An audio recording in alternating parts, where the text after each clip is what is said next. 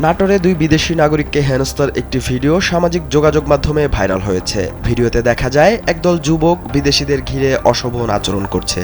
এ সময় তারা বিভিন্ন কুরুচিপূর্ণ মন্তব্য করে। এতে বিব্রতকর পরিস্থিতিতে পড়েন ভিনদেশি নাগরিকরা।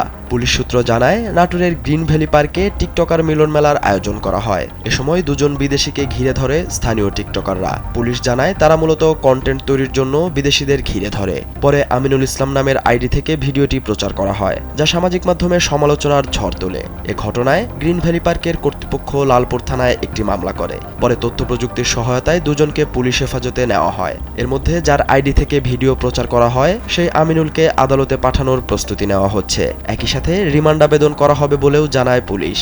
হেনস্থার শিকার ওই দুই বিদেশি নাগরিক রূপপুর পারমাণবিক বিদ্যুৎ কেন্দ্রে চাকরির সুবাদে বাংলাদেশে থাকেন বলে নিশ্চিত হওয়া গেছে।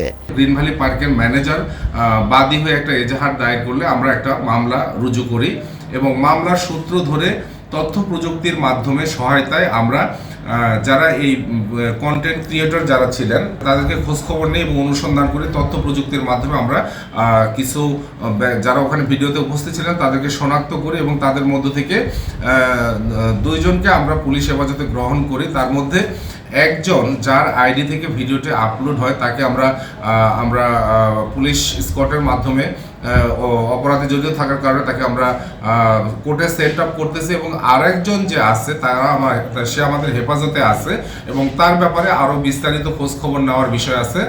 আসলে আমাদের উদ্দেশ্য হলো যে এই ঘটনাকে কেন্দ্র করে নিরপরাধ যেন কেউ এর সাথে জড়িত না হয়, সেই লক্ষ্যে আমরা আমাদের আরেকজন যে আমাদের হেফাজতে আছে তাদের ব্যাপারে বিস্তারিত খোঁজ খবর নিচ্ছি।